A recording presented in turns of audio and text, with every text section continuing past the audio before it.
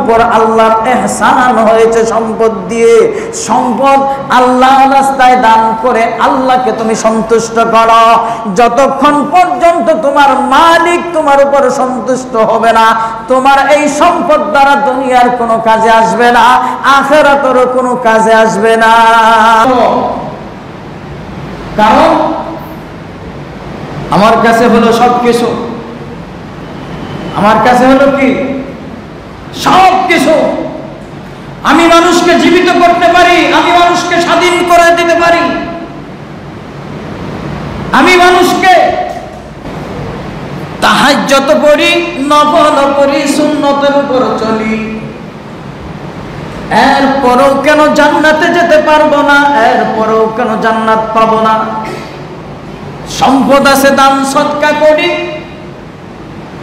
সব কিছুই তো করতেছি, সব কিছুই চলতেছে। আসসালামু আলাইকুম ওয়া রাহমাতুল্লাহি ওয়া বারাকাতুহু।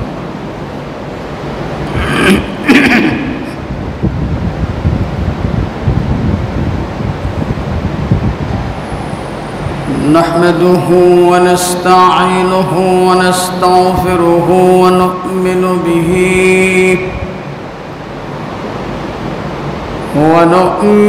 به ونتوكل عليه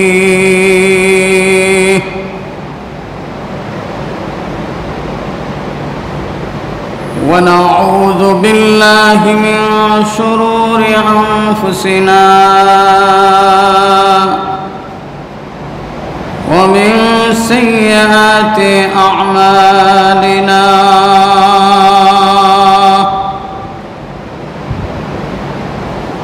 من يهده الله فلا مضل له ومن يضلله فلا هادي له، ونشهد أن لا إله إلا الله وحده لا شريك له، ونشهد أن سيدنا وسندنا وحبيبنا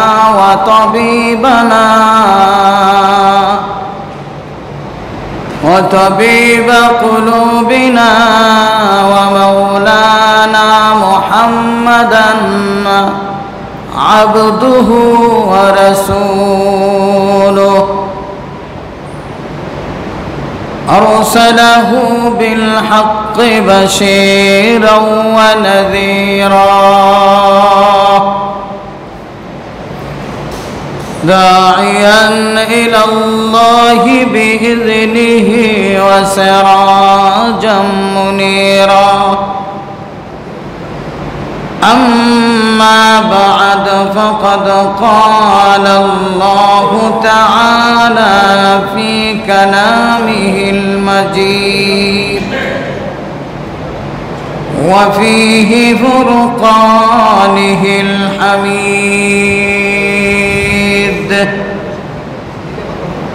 أعوذ بالله من الشيطان الرجيم،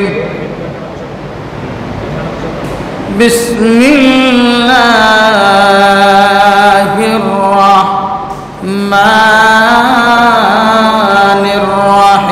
الرحيم.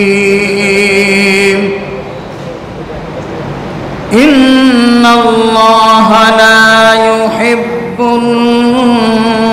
من كان مختالا فخورا. قال رسول الله صلى الله عليه وسلم: لا يدخل الجنة من كان في قلبه مثقال ذرة من كبر، أو كما قال عليه الصلاة والسلام. قال تعالى في شأن حبيبي: إن الله وملائكته يصلون على النبي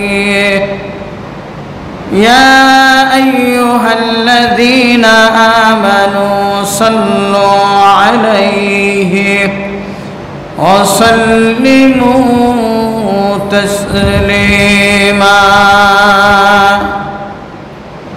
সকলেই জবান খুলে দরুদ ইব্রাহিম পড়ি اللهم صل على محمد وعلى آل محمد كما صليت على إبراهيم وعلى آل إبراهيم إنك حميد مجيد اللهم بارك على محمد وعلى آل محمد كما باركت على إبراهيم وعلى آل إبراهيم إنك حميد مجيد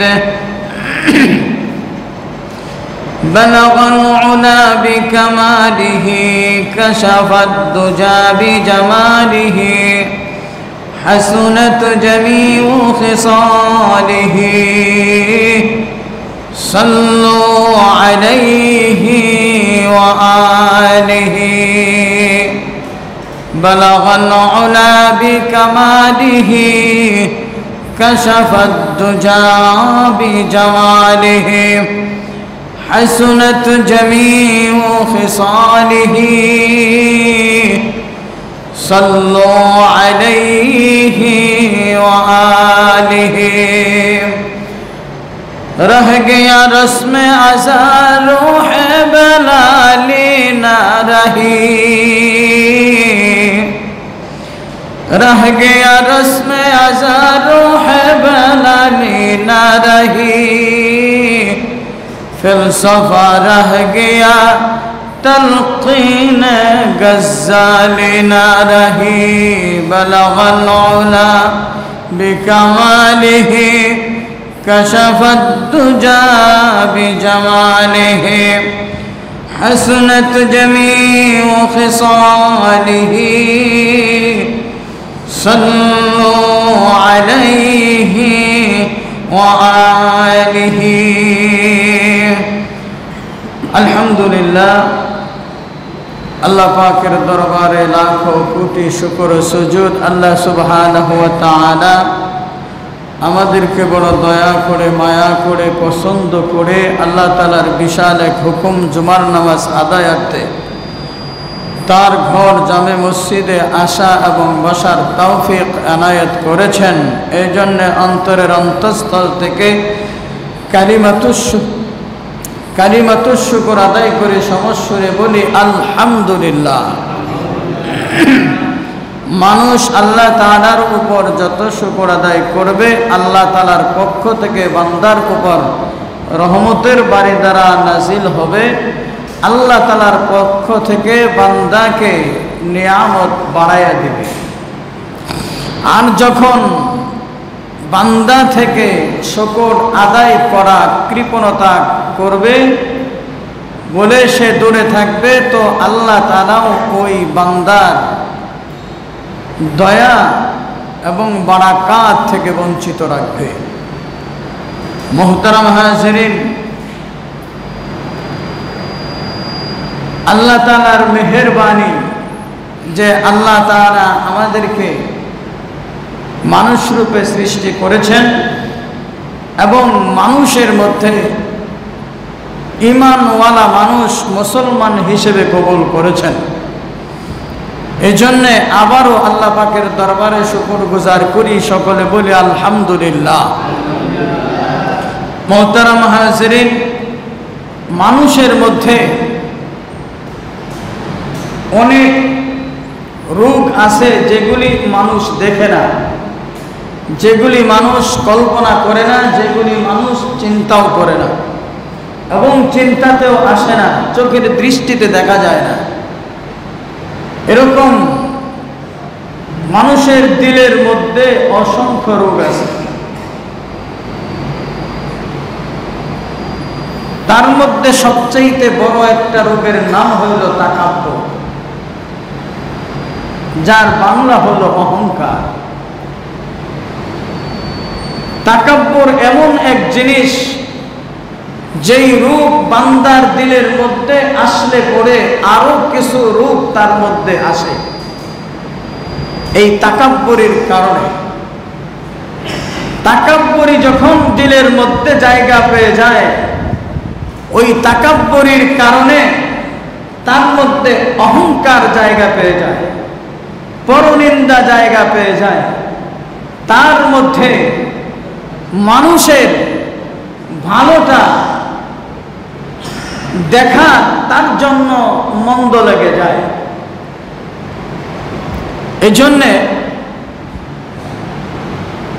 উলামায়ে কেরাম বলেছেন, হাদিসে এসেছেন যে তাকাব্বুর রোগটা এমন এক রোগ যে অন্তরের রোগের মধ্যে এই রোগটা হলো সমস্ত রোগের মা। মা যেমন তার গর্ভ থেকে অসংখ্য মানুষ জন্ম নেয়, ঠিক তাকাব্বুর থেকে অসংখ্য গুনাহ জন্ম নেয়।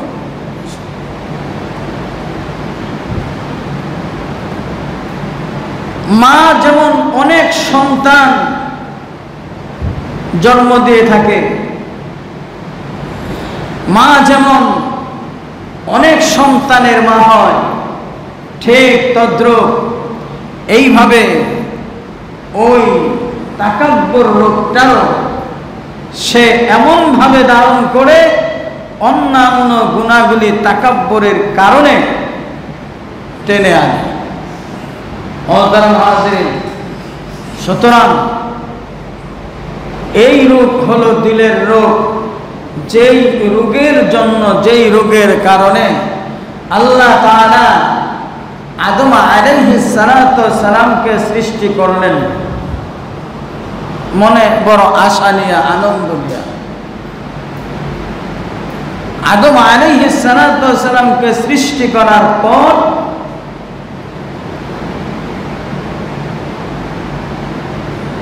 ফেরেশতাদের সর্দার যিনি ছিলেন, ফেরেশতাদের সর্দার যিনি ছিলেন, সমস্ত ফেরেশতাদের সর্দার, যাকে আযাজিল বলেন, এই আযাজিলকে নির্দেশ দিলেন আল্লাহ তাআলার পক্ষ থেকে, যে আযাজিল, আমি তো আদম বানাইছি, এখন এই আদমকে তুমি একটু সিজদা করো, আদমকে তোমাকে সিজদা করতে হবে। আদমকে সিজদা উনি করে নাই, ওনার ভিতরে তাকাব্বুরি চলে আসছে। তাকাব্বুরিটা কি ছিল? তার যুক্তি পেশ করেছে। আদম হইল মাটির তৈরি, আর আমি আযাজিল হলাম নূরের তৈরি, আগুনের তৈরি। আগুনের হাইসিয়ত হলো উপরের দিকে ওঠা, মাটির হাইসিয়ত হলো নিচের দিকে যাওয়া। আমি উপরের দিকে ওঠা বস্তু কি করে নিচের বস্তুকে সিজদা করি, সিজদা করি? এটা হতে পারে না। এই তাকাব্বুরিটা তার মধ্যে এসে গেল, উনি আর সিজদা করলেন না। লম্বা ঘটনা এখানে আছে, লম্বা ঘটনাটা বলা উদ্দেশ্য না। সে যে তাকাব্বুর এসে গেল, যে সে নিচের দিকে, আমি উপরের দিকে, আমার অস্তিত্ব, আমার বড়ত্ব অনেক বেশি, সুতরাং আমি তাকে কি করে ছাড় দিব, আমি তাকে কি করে সিজদা করব? এটা হতে পারে না। উনি শুধু তার মধ্যে তাকাব্বুরটা চলে আসলেন। আল্লাহ তাআলা ঘোষণা দিলেন, ও আজাজিল, তুমি এই যুগের অস্বীকারী কাফের হয়ে গেলা, তোমাকে কাফের বলে ঘোষণা দেওয়া হলো। তাকে কাফের বলে ঘোষণা করলেন আল্লাহ তাআলা। মুহতারাম হাজিরিন, শুধু একটাই কারণ, তার ভিতরে এই রূপ দেখা দিয়েছে। এইভাবে পূর্বের ইতিহাস যদি খুঁজেন, বাবা আদম থেকে শুরু করে নিচের দিকে আসেন, যুগে যুগে এমন ছিল।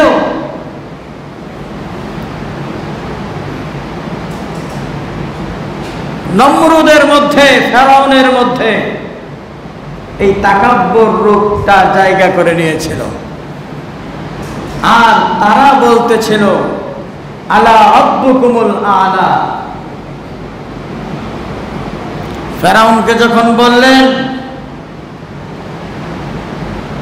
ও ফেরাউন, তুমি এক রবের উপর ঈমান আনো, এক রবকে বিশ্বাস করো, লা ইলাহা ইল্লাল্লাহর উপর ঈমান আনো। ফেরাউন বলে, এর এক রব, আমার চাইতে বড় রব আর কে আছে? রাব্বুকুমুল আলা, আমি তো হইলাম সবচাইতে বড় রব। কারণ আমার কাছে হলো সবকিছু, আমার কাছে হলো কি? সবকিছু। আমি মানুষকে জীবিত করতে পারি, আমি মানুষকে স্বাধীন করে দিতে পারি, আমি মানুষকে জেলে আবদ্ধ করতে পারি, আবার জেল থেকে বেরও করতে পারি। আমার ক্ষমতা কি কম? উনি কথা শুনেন নাই, উনি বরংস দাবি করলেন আলা রাব্বুকুমুল আলা, আমি সবচাইতে বড় প্রভু। আল্লাহ তাআলা মুসা আলাইহিস সালাতু ওয়াস সালামকে বলেন, ও পয়গম্বর, ধৈর্য ধারণ করো, অপেক্ষা করো।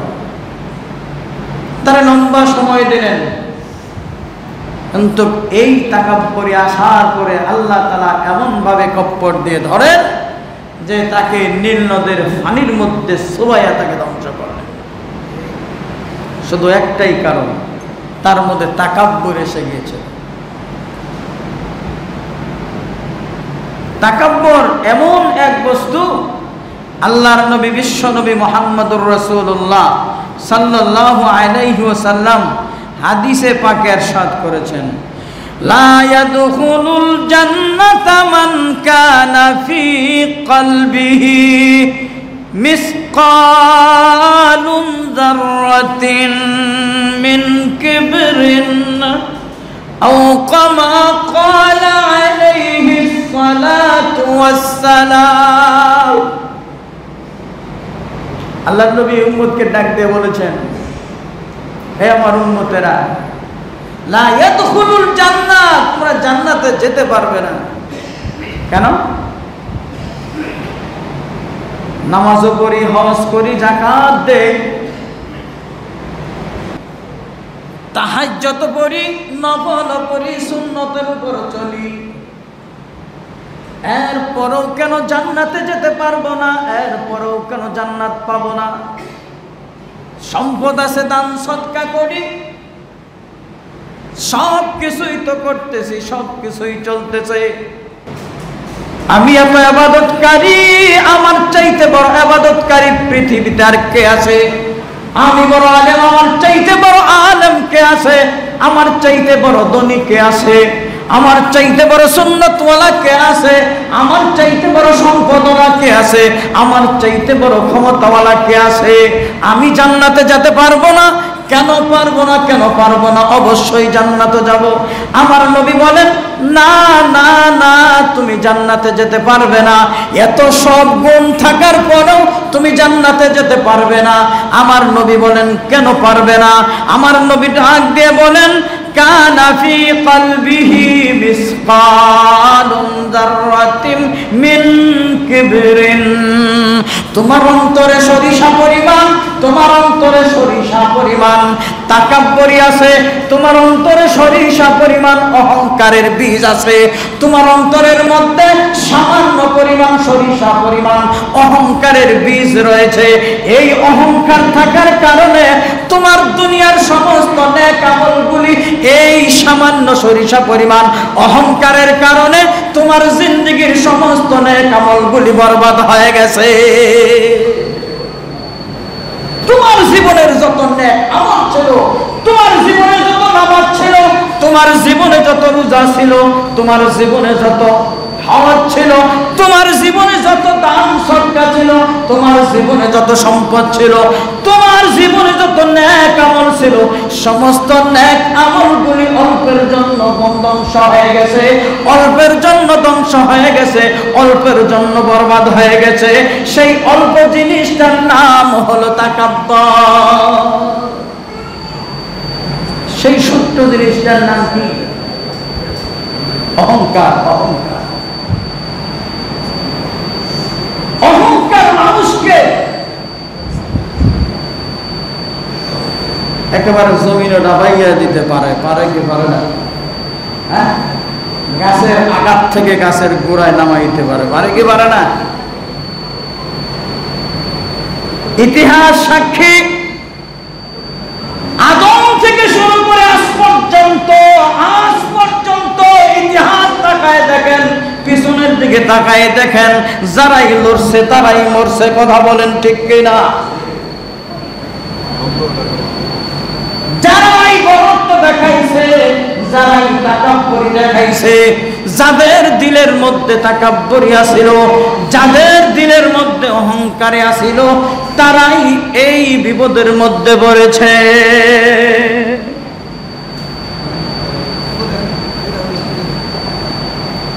ভাইরা আমার, নূহ আলাইহিস সালাম, মুসা আলাইহিস সালামের যুগ, মুসা আলাইহিস সালামের যুগ, মুসার বংশের ব্যক্তি, কারণ হলো মুসা আলাইহিস সালামের বংশের আপন চাচাতো ভাই। এত সম্পদ কারণের ছিল, এত সম্পদ কারণের ছিল।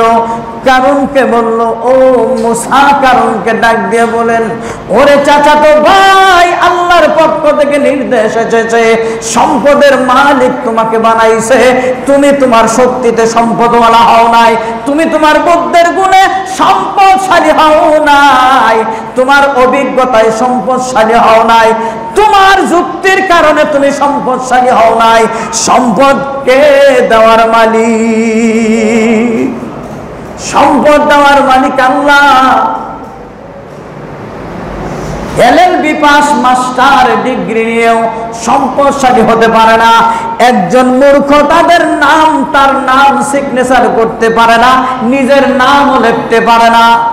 নিরক্ষর, অক্ষর জ্ঞান তার মধ্যে নাই, এই ব্যক্তিও কোটি কোটি টাকার মালিক হতে পারে। পারে কি পারে না? আছে কি নাই? আছে, এই যুগেও আছে। নিরক্ষর, অক্ষর জ্ঞান তার মধ্যে নাই, নিজের নামটা পর্যন্ত লিখতে পারে না। 1 ডজন কলম শেষ করে ফেলায়, তার নাম লিখতে পারে না, কিন্তু 1000 কোটি টাকার মালিক সে। কথা বলেন ঠিক কিনা? এটা কে দিয়েছে? কে দিয়েছে?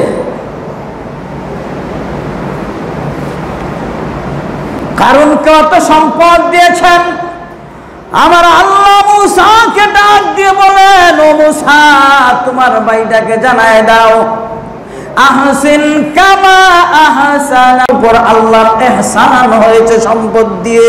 সম্পদ আল্লাহর রাস্তায় দান করে আল্লাহকে তুমি সন্তুষ্ট করো। যতক্ষণ পর্যন্ত তোমার মালিক তোমার উপর সন্তুষ্ট হবে না, তোমার এই সম্পদ দ্বারা দুনিয়ার কোনো কাজে আসবে না, আখিরাতেরও কোনো কাজে আসবে না। এবার পয়গম্বরে কয়, আরে কি কও তুমি? এই সম্পদ আমি দান করবো, এই সম্পদ মানুষের দিয়ে দেবো, আমার এই গচ্ছিত সম্পদ, এটা অসম্ভব কথা। বুঝছি তুমি আমার আপন চাচাতো ভাই, তো আমার বাস দেওয়ার লিগে যুক্তি দিতেছ। আছে না নাই?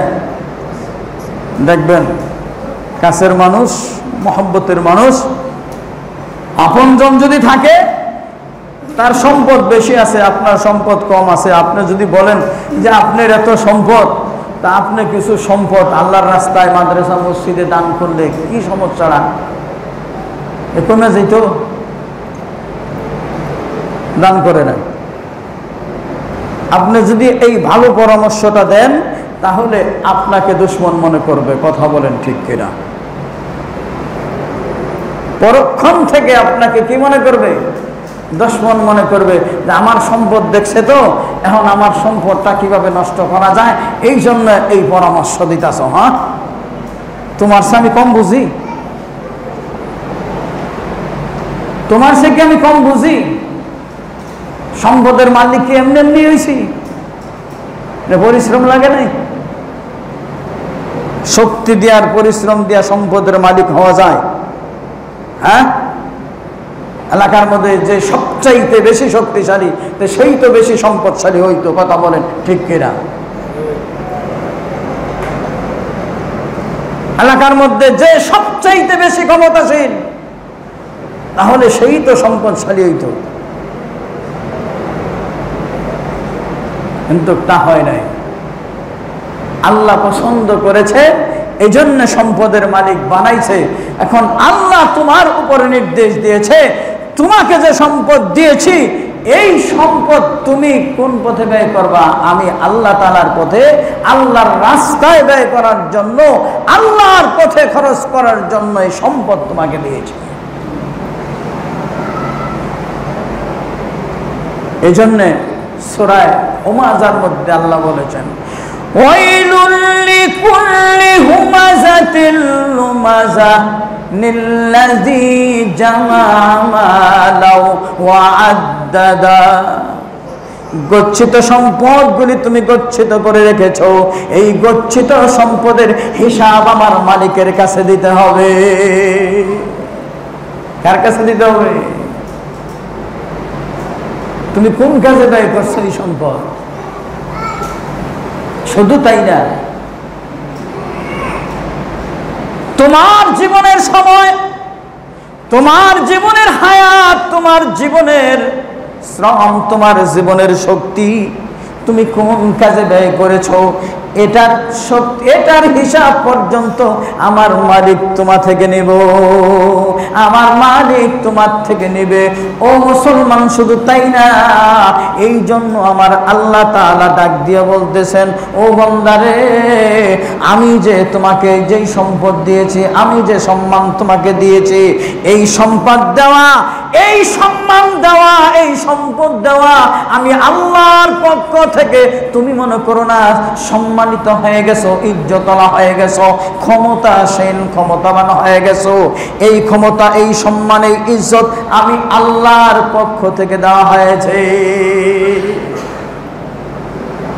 কার পক্ষ থেকে দিছে? আল্লাহর পক্ষ থেকে। এই সম্মান ছিনাইয়া নিতে সময় লাগবে, সময় লাগবে।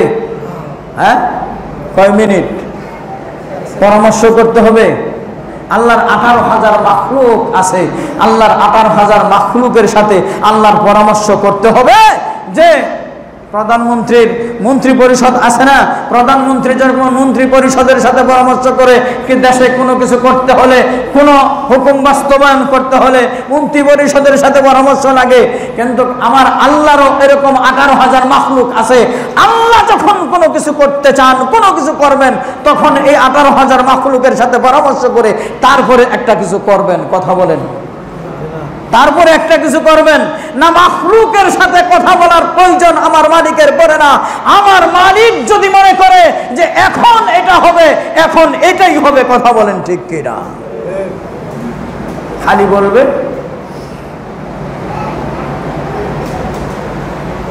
কোন, খালি কোন শব্দের ব্যবহার করবে,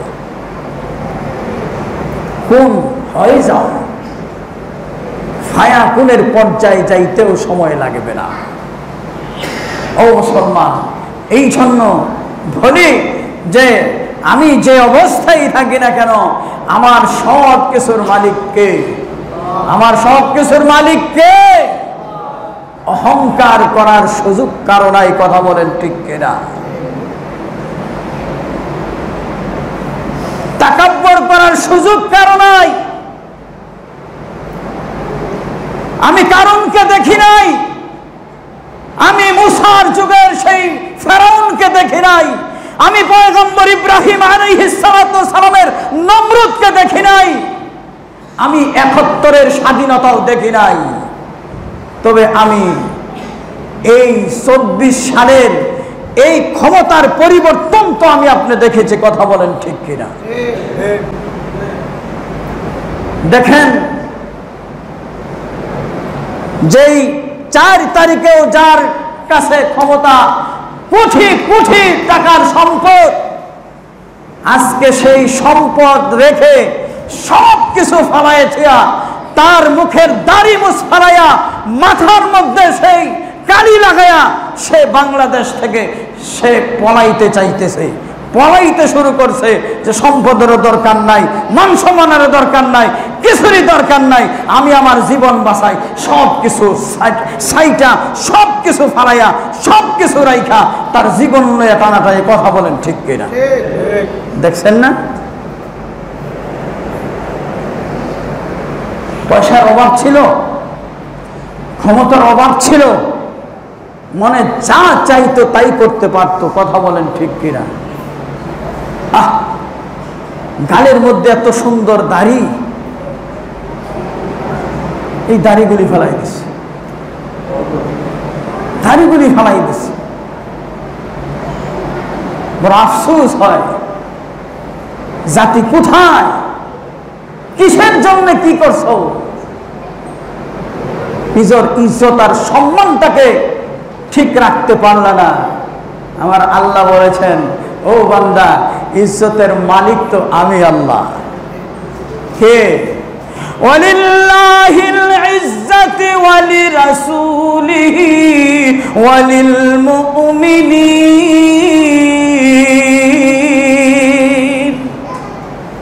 আল্লাহ সূরা মুনাফিকে বলছেন, ওয়ালিল্লাহিল ইজ্জাতু ওয়ালিরাসূলিহি ওয়ালিল মুমিনিন। আল্লাহ বান্দাকে ডাক দিয়ে বলেন, ও পৃথিবীর মানুষ, একজনকে লক্ষ্য করে বলি নাই, আমি দুনিয়ার সমস্ত মানুষকে লক্ষ্য করে বলছি, আমি দুনিয়ার সমস্ত মানুষকে লক্ষ্য করে বলছি যে হে দুনিয়ার মানুষ, ইজ্জত হলো আল্লাহর কসম দিয়ে বলছি, ইজ্জতের মালিক হইলাম আমি আল্লাহ। যাকে ইচ্ছা তাকে ইজ্জত করতে পারি, যাকে ইচ্ছা তাকে বেইজ্জতি করি। আমি ইজ্জত সবাইকে দেই না, আমি ইজ্জত সবাইকে দেই না, আমি ইজ্জত দেই কারে? ওয়ালি রাসূলিহি, আমার রাসূলদেরকে ইজ্জত দিয়া আমি রাসূল পাঠাইছি। সমস্ত রাসূলরা ইজ্জতওয়ালা, দুনিয়ার কোন মানুষ আমার রাসূলকে বেইজ্জতি করতে পারে নাই। দুনিয়ার কোন মানুষ ফেরাউন নমরুদ আল্লাহ দাবি করার পরেও আমার নবীকে, আমার মুসাকে, আমার নবীকে, আমার রাসূলদেরকে বেইজ্জতি করতে পারবে না। কার কথা? শুধু তাই না, আমি এই ইজ্জত রাসূলের মধ্যেই সীমাবদ্ধ রাখি না, ওয়ালিল মুমিনিন। আমার আল্লাহ ডাকে বলেন, পৃথিবীর জমিনে আদম থেকে শুরু করে কিয়ামত পর্যন্ত যত মুমিন পৃথিবীতে বাস করবে, যত মুমিন আসবে, যত মুমিন জমিনের মধ্যে থাকবে, আমার জমিনে বসবাস করবে, সমস্ত মুমিনদেরকে আমি আল্লাহ ইজ্জত দেখাবো, আমি আল্লাহ ইজ্জত করব। মুমিনের ইজ্জত পৃথিবীর কোনো শক্তি নাই কেড়ে নিতে। কথা বলেন ঠিক কিনা?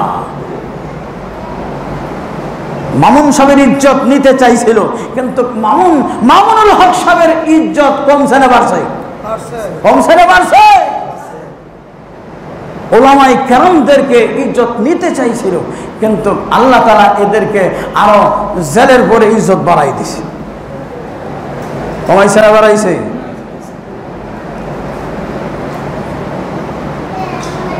আমি কোন দলের প্রশংসা করার জন্য বলছি না, আমি শুধু অবস্থাটাকে আপনাদেরকে পার্থক্যটা বুঝাইছি, পার্থক্যটা জানানোর জন্য।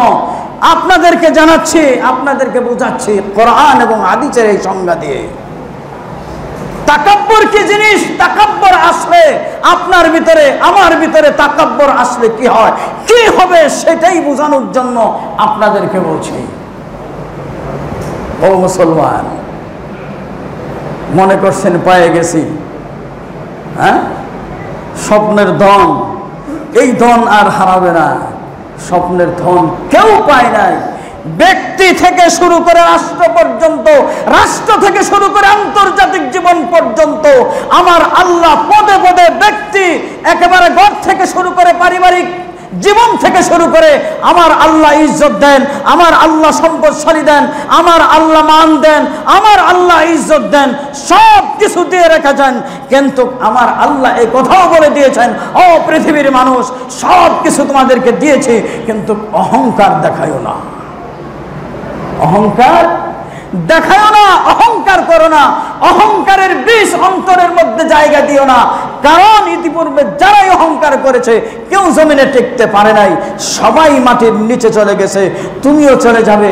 সুতরাং অহংকার এটা তোমার বস্তু না, এটা তোমার গায়ের জামা না, এটা তোমার গায়ের চাদর না। অহংকার হলো আমি আল্লাহ তাআলার চাদর। কথা বলেন ঠিক কিনা? কে বলেছেন? আল্লাহ বলেছেন যে ও পৃথিবীর মানুষ, এই অহংকারটা হলো আমি আল্লাহ তাআলার গায়ের চাদর। এই চাদর নিয়ে টানাটানি কইরো না।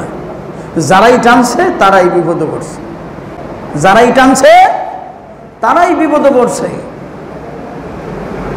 ইতিহাস সাক্ষী, পদে পদে ইতিহাস সাক্ষী যে যারাই টান দিছে এই চাদর নিয়ে তারাই বিপদে পড়ছে, কেউ রেহাই পায় নাই। তুমি সলিমদ্দি কলিমদ্দি যতই হও, তুমিও রেহাই পাইবা না। সুতরাং অহংকার নামের এই বেদি, অহংকার নামের এই রূপ, অহংকার নামের এই বস্তু, অহংকার নামের এই যন্ত্র, অহংকার নামের এই বস্তু তোমার অন্তরের মধ্যে জায়গা দিও না। তুমি যত বড়ই হও, যত কিছুই হও, যত কিছুই তোমার থাকুক,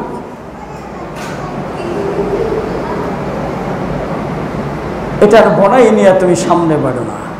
মোহতারাম হাজির, সুতরাং আল্লাহ তাআলা আমাদেরকে সহি বুঝ দান করুক। আল্লাহ তাআলা আমাদেরকে সেই অহংকারের বীজ বপন থেকে আমাদের সকল ব্যক্তিকে, সকল মানুষকে, সকল মুসলমানকে এই রূপ থেকে আল্লাহ তাআলা আমাদেরকে হেফাজত করুক বলে আমিন। মোহতারাম হাজিরিন, সুতরাং আল্লাহ তাআলা আমাদেরকে, আমাদের সকলকে এই বেদি থেকে, এই বেদি থেকে, এই রূপ থেকে হেফাজত করুক। আমাদের ভিতরে যেন অহংকারের কোনো বীজ না থাকে। মোহতারাম হাজিরিন, আপনাদের কাছে একটা আরজ। আপনারা জানেন আমাদের মসজিদের ওযুখানার কাজ হয়েছে, বারিন্দার কিছু কাজ হয়েছে। তো এখন বারিন্দার যতটুকু কাজ হয়েছে, এই কাজ হওয়াতে দেখা যায় কিছু কুকুর আছে এলাকার মধ্যে, কুকুর, আর বাস্তব কুকুর, মানুষ নামের কুকুর না, এইটা বুঝছেন না? আবার বাস্তব কুকুর, এরা এদিক দিয়ে ঘুরে আর এইখানে টালির মধ্যে বই থাকে, রাত্রে এখানে ঘুমায়। এই কুকুরগুলা ডিস্টার্ব করতেছে খুব, এগুলির বাইরে ধরুন যায় না। এই জন্য এখানে একটা গেটের দরকার, ইম্পোর্টেড একটা গেট,